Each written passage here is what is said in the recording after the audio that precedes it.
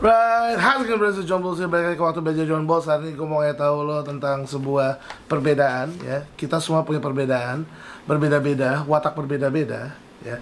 Tapi memang ada orang yang punya watak kok kayaknya kuat banget, ada orang yang punya watak kok kayak lemah banget. Pasti orang bilang kayak, oh iyalah watak yang kuat pasti lebih bagus, lebih positif.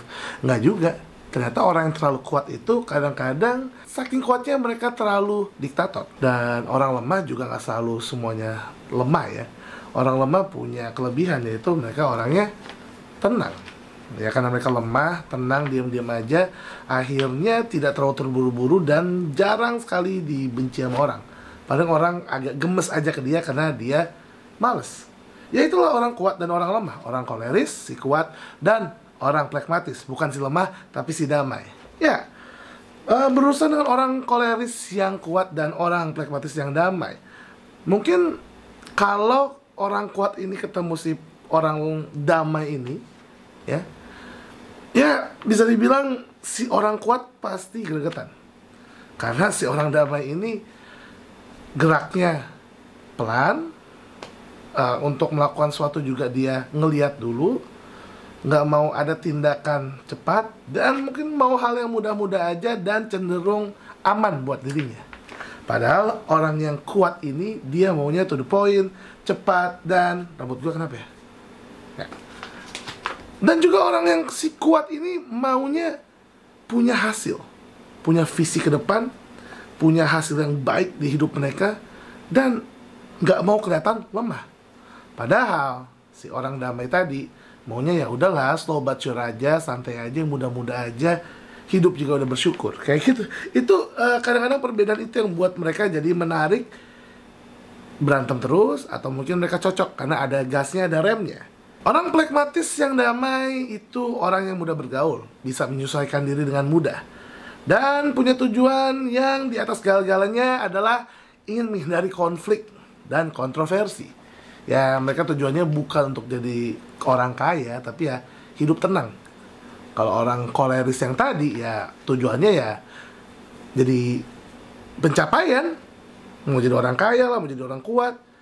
Ya, dengan cara yang meledak-ledak. Ketika seorang tidak melakukan sesuatu secara yang mereka mau, mereka akan meledak-ledak gitu. Tapi kalau dia, kelebihannya adalah bisa melihat dan menaruh orang pada tempatnya. Jadi kayak orang-orang koleris ini mereka udah tahu, oh ya, dia bagus sini, dia bagus sini, dia bagus sini.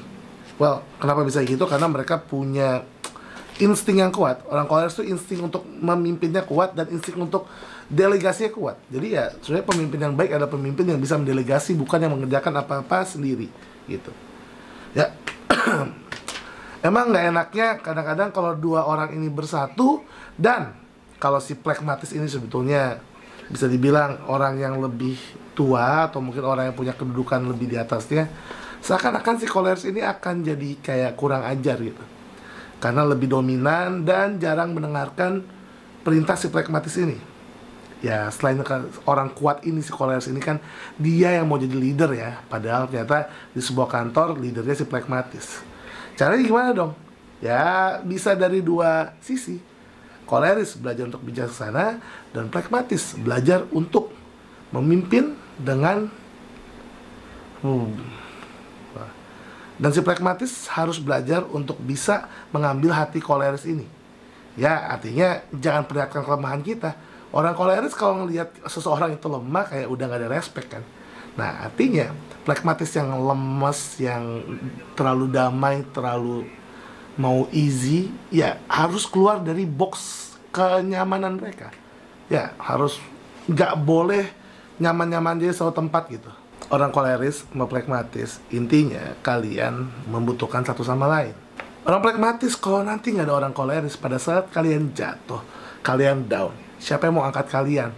Dengan paksaan mereka, kekuatan mereka yang kayak udah nggak ada waktu untuk sedih. Kayak dulu ada ceritanya adik gue, Jaler, dia sedih banget karena dia salah baca jadwal interview FKUGM yang harusnya pagi, dia kira malam, dan dia sedih ya. Tiba-tiba dia ke atas kamar, dan adik gue Prio yang kole langsung kamar. Dia ngeliat adiknya lagi kayak tersujud gitu. Adik gue yang Kole langsung kayak, ayo jangan sedih Jar, jangan sedih. Diangkat Jar ya.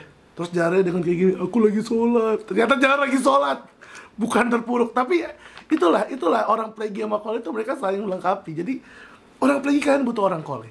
Dan orang Kole kalian juga jangan semena-mena. Oke, kalian kuat, kalian hebat, kalian cepat. Tapi kalian butuh orang Plegi untuk disuruh-suruh. Ya, kalau nggak ada orang Plegi ya, kalian nggak ada orang untuk kalian suruh. Ya, bisa kayak Prio tuh, adik gua. Dia selalu kayak kalau ke ada adik-adiknya yang lebih kecil gitu, kayak selalu ambil aku minum dong. Dan ya, anak-anak Plegi itu mau aja suruh orang-orang Kole gitu. Dan coba deh, kalau semua di dunia ini orang koleris, mungkin ini udah jadi perang dunia ke-69. Ya, karena semuanya maunya ribut. Nggak ada yang mau menyelesaikan apa-apa dengan ngomong, diem dulu, santai. Nggak ada remnya gitu loh. Ya nggak? Mobil kalau nggak ada remnya, semua jalan blong, nabrak semua. Jadi itu aja sih tentang si Kole kuat dan Plegi si lemah. Maksudnya si damai. Yang dua-duanya penting di hidup ini. Jadi thank you for watching, bros. Out, bros. Let's go!